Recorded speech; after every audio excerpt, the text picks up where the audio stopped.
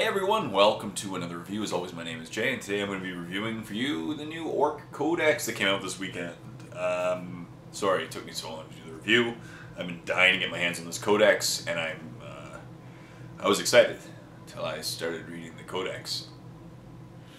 Yeah, so this is part one. It's going to be a multi-part as always, because I like to break it down and go into some good detail. And this one's going to cover my initial thoughts, the new special rules, Warlord traits, and yeah. So let's start off with a little history. This codex, the previous Ork Codex, was written in 4th edition, so it's a pretty old codex. It is the oldest codex before it was updated, right? Oldest codex in the game before it was updated recently. And it was written by Phil Kelly. And Phil Kelly, as most of you may know, he's the best writer, in my opinion. He's amazing. He writes great codices. They're usually quite powerful, but quite balanced internally. They have a lot of fun options. Exactly. And this, yes, this codex, the Ork Codex, the previous one, in my opinion, is probably one of the best, if not the best, codex ever written for the Warhammer 40k game. The reason is, not only was it competitive, now obviously it had some broken options, but still it was very competitive, but it was fun. It was a lot of fun. And not only was it fun, it had a lot of really cool options to customize your army and to make it run in a different manner. And there were a lot of fun lists that you could build that were competitive and fun. You know, there was the non-bikers and speed freaks and truck spam, battle wagon spam. My favorite, can wall, right? Where you run 2 Death Dreads as troops and you bring 9 cans, you run them up, and that's a lot of fun. You could do Green Tide. You know, there were tons of options with this codex, and it was primarily because of the force organization customization. You know, you could bring a Big Mech and take Death Dreads as troops. You can bring War Bosses and take Knobs as troops. And by able to move guys to troops, you fulfill the requirements of the 2 troops, and you free up space for other guys, and that was amazing. So this codex, I loved it. Now, obviously, over the years, because it's so old, it's 4th edition, we're now in 7th edition, it's gotten out of date.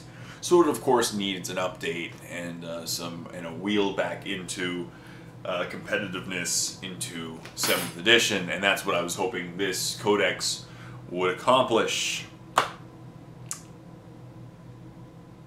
Yeah. So I don't want to be a Debbie Downer here, because as you know from my codex reviews, I really did like Eldar. I liked Space Marines, I liked Dark Eldar, I liked Imperial Guard / Astra Militarum. I did not like Tyranids. And unfortunately, I am not impressed by this new codex. No. I think once again it was written by a committee, and every time a committee gets a hold of a Xenos army, trouble. Big trouble.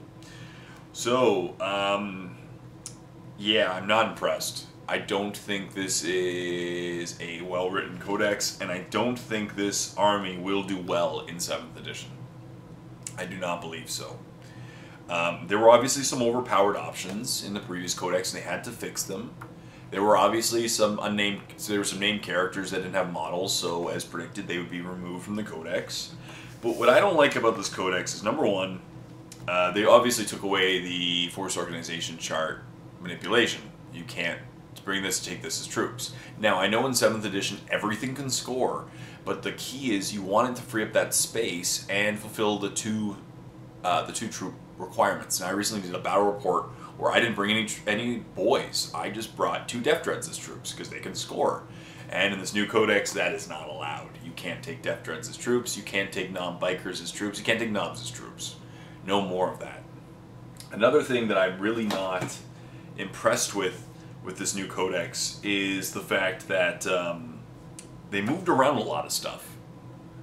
You know, they took a lot of upgrades to squads and made them HQs. Now, they make them cheaper, but they're HQs now, so you can only take 2. You know, you can only take 2 HQs in a normal game. So now you have to choose between, if you wanted to take these guys, you're kind of forced to take them, you know. And it sucks, because now the HQ slot is like giantly bloated, and now the heavy slot is bloated because they moved Ludas heavy, which made no sense to me. They should be an elite. That was the best part about Ludas, was they were in that elite slot, which wasn't used, and you can use them to fire the big guns. And the heavy slot is now super bloated, because now there's like 8 options for 3 slots. That sucks. Don't like that. No, that's annoying. They moved around Ghazghkull Thraka, and they made him now a Lord of War. He's in the same category as a Stampa. Now, I personally don't think Ghazghkull Thraka should be a Lord of War. He's not. He's a cool guy, but he's not the best HQ in the game. He's terrible at shooting, and he's not even very amazing in close combat compared to a lot of other HQs. Lysander, Abaddon, you know, they destroy him in close combat, but both of them are not Lords of War. Both of them are HQs. But Ghazghkull Thraka is now in the same, as I said, he's now in the same organization chart slot as a Stampa. So your opponent will actually get a benefit if you bring Ghazghkull Thraka. When he's really not, he wasn't even, in most competitive lists, he was never even brought, because a war boss, you know, on a bike with a claw is typically a much better option than Ghazghkull Thraka. Ghazghkull Thraka only has a 5+ invul. So yeah, that was kind of weird. Of course, they made some stuff cheaper. They made some things more expensive, and we'll be going over all that in the parts coming up.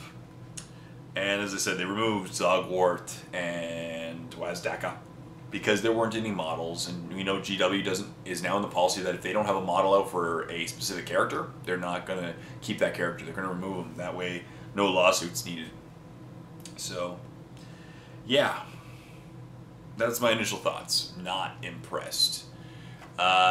It really does seem, and I'm going to go over why later, but it really does seem like GW just wants you to bring a giant horde of Slugga boys.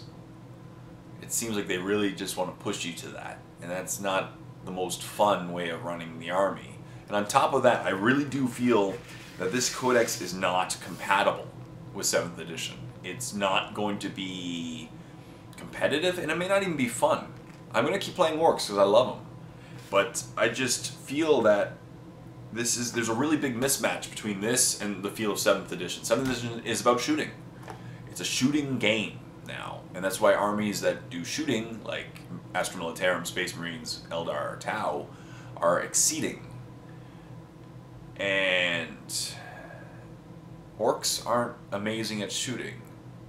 So okay, but so that's my initial thoughts. As I said, not the most impressed, but obviously there are some good points. I'm not going to be a complete Debbie Downer. There are some good points in the game. There are some really annoying points, but we'll go over each one in good detail. Also, in this codex, they've decided to remove the style of the codex is very different. It's a bit of fluff, and then they just do pictures of each, you know, I'm not going to show you much, but it's just pictures of each type of model with a symbol in the top left corner saying if it's heavy, so, you know, HQ, troops, and the points are right beside them. It kind of seems like the, you know, like the Apocalypse book, or the, yeah, you know, the new books that have been coming out. So that's interesting. So let's go over it. Let's start off with the big new special rules. So now the new special rules, they changed mob rule, and here we go. Here we go is the new rule. So here we go. If every model in a unit has the special rule, the unit can reroll a single dice when determining its charge range. Once again, you really do get the feel that they're trying to push Orks into this purely assault army.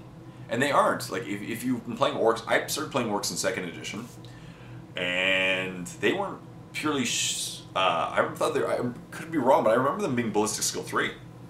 And they could shoot, and they had access to some pretty nice big guns, like plasma cannons and all that stuff, so. Okay. So again, that's not bad. It kind of gives them like a mini fleet. But once again, the weak spot of your army is assaulting. You know, you don't want to field 180 boys and run them across the table and remove them as your opponent shoots them down. It's not the most fun way to play, but it is nice to be able to reroll at distance. You know, it changes your average charge distance from like 7 inches to 8 or 9. So that's not bad. Mob rule, and this is the new mob rule. Now the old mob rule was if your you took your leadership value or the number of boys in the squad, whichever one was higher.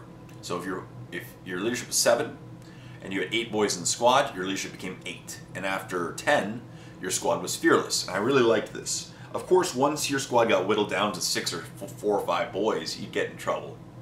So they changed it, obviously. So mob rule, if every model in the unit has this special rule, which it will, then the unit fails a morale check or pinning test. So now, because they've lost fearless at large numbers, they are susceptible to pinning checks and morale checks, and there are some psychic powers that will really mess with them. You roll a d6 if you fail your check, and on top of that, now you're only 7. You no longer get the benefit of having 30 boys in the squad. You're only at 7 or 8. You know, probably 7. You roll d6. Number 1, born to fight. If the unit is locked in combat, it is treated as if it had passed the morale or pinning check. If the unit is not locked in combat, it fails the morale check or pinning test. So if you roll a 1, it falls back. So 30 boys could run off the table if you roll a 1. Number 2 to 3, if the unit includes one or more Ork characters, including independent characters, it suffers d6, strength 4, AP minus hits. That's not terrible. And then is treated as if it had passed the morale test and pin check. So basically, it will kill, you know, on average, 2 boys. That's not terrible. It's kind of like the old boss pull, which they did change in this one as well. Boss pulls now allow you to reroll this dice, except if it has breaking heads, which is the one we're talking about right now. These hits are randomly allocated but cannot be allocated towards Ork characters. And if it doesn't include any Ork characters, it just falls back. Or fails it. And 4 to 6, squabble. If the unit has 10 or more models, it suffers d6, strength 4, AP minus hits, and is then treated as if it had passed the morale check or pinning check. The hits are randomly allocated. If the unit has fewer than 10 models, it fails. So basically, this new one is different. Now, the biggest nerf is you're going to hear the word nerf a lot probably in this, which obviously people are going to be like, he's just calling nerfs, but obviously I'm going to talk about good things as well. So large squads will lose, you know, as I said, a couple members of the squad probably. So not terribly, but you could be falling back. I guess if you're a large squad, you get you know, it's treated as passed anyway at the sacrifice. So in the end, it's gonna hurt large squads. Because large squads used to be fearless, and now they will lose 2 members and kind of be fearless. Small squads will fall back, which is kind of the same as it was before. So in the end, it is a small nerf. Not terrible, but what I don't like is the susceptibility to being pinned, and the susceptibility to being feared. You know, that's not nice. Fear checks and pinning checks can really hurt you if you're not fearless. But, yeah, that's all I can say. You know, it's kind of like just an increased boss pull. And now we'll go over the Warlord traits. The Warlord traits, number 1 is Prophet of the Waaagh, which is what Thraka has. If your Warlord gains the Waaagh special rule. If the Warlord already has the Waaagh special rule, then, in addition to the usual effects, all friendly models with Irrigo special rule gain fearless when he calls the Waaagh. So basically, old rules. But now you're fearless, but you set fearless anyway. Number 2, Bellowing Tyrant. Warlord and all friendly models in the Orcs faction reroll failed morale and pinning checks. That's great, because it goes well with the previous thing we were just talking about. Number 3, like a Thunderbolt. The Warlord and all friendly units with the Orcs faction within 12 inches of them can reroll all the dice when determining run, moves, and charge range. Cool. 4, Brutal by Cunning. The Warlord can reroll 1 failed to hit and to wound roll each turn. Again, see, it really does seem like they're trying to build them for close combat. Cunning but Brutal. Number 5, Warlord can reroll 1 failed armor or invulnerable save each turn. That's good. That'll keep them alive. And number 6, Might is Right. The Warlord receives +1 to the strength characteristic on his profile. That'd be good, I guess, if you have a power clock, because it'll turn it from 8 to 10. Cool. So interesting stuff there. Yeah. Now, we should probably go over the Waaagh special rule, because that's also a big component of the Ork Codex, is the Waaagh special rule. And basically, the rumors about this codex were pretty much all wrong. Initially, they were just saying there was going to be multiple psychic powers, you call the Waaagh return. Nope. Waaagh is basically as it did before. Basically, it gives them the old fleet. The old fleet. 5th edition fleet. If you call the Waaagh, you can run and assault in the same turn. You can run and then charge. So that's good. But once again, it's that feel that they really want you to do some close combating. And orcs are fun for the first round in close combat. But after that, they're just kind of a target unit, and we'll see. So that's it. That's my first impressions. Warlord traits. And new special rules. Obviously, I'll be going over the force organization chart in much more detail. We have a little bit of time. Now, some of the things I did like, I'll go over a few of the equipment, the big changes in equipment then, one as well. So, weapon-wise, not much changed of the guns. Urdy Syringe is still Poison 4+. The Weird Boy Staff is now melee force two-handed. It is a force weapon. That's pretty cool. So Weird Boy Staff is Strength +2, AP 4, force weapon. Flamer weapons didn't really change. The Bubble Chukka is silly. You roll a Strength D6, AP D6, but you only roll once, so it's like Strength 1, AP 1. It's kind of weird. We'll go over that later when I get to heavies. Def guns are still the same. Gratsukas still the same. Cannon same. Yeah, not much change regarding weaponry. And then the shock attack gun, slightly different rolls, I believe. There's a new gun called the Teleport Blasta, which I thought would be cool, like maybe move your opponent around the table. Turns out it just has instant death if you roll a 6. Or pens a vehicle if you roll a 6. That's about it for that. The Orky No-What's has changed slightly. Custom Force Field now gives a 5+ invul instead of, but it's only all models within 6 inches gain a 5+ invul, unless the Custom Force Field, the bearer is in a vehicle, then only the vehicle receives a 5+ invul. So that's a huge change, because now you can't have your, Custom Force Field mech inside a like a truck or a battle wagon and giving everyone around it. There's now the Git Finder, a model with the Git Finder that remains stationary during its turn, has +skill 3. There's a Cyborg Body now, which instead of giving an invul, it gives a 6+ feel no pain. So there's a nerf there too. And Boss Pull, once again, as I mentioned, instead of causing a wound and you get to reroll, now you just get to reroll the result of your D6 after you failed the pinning check, unless it is unless you roll a 2 or 3. You must accept the second roll. Armor hasn't changed. Wallbender has not changed.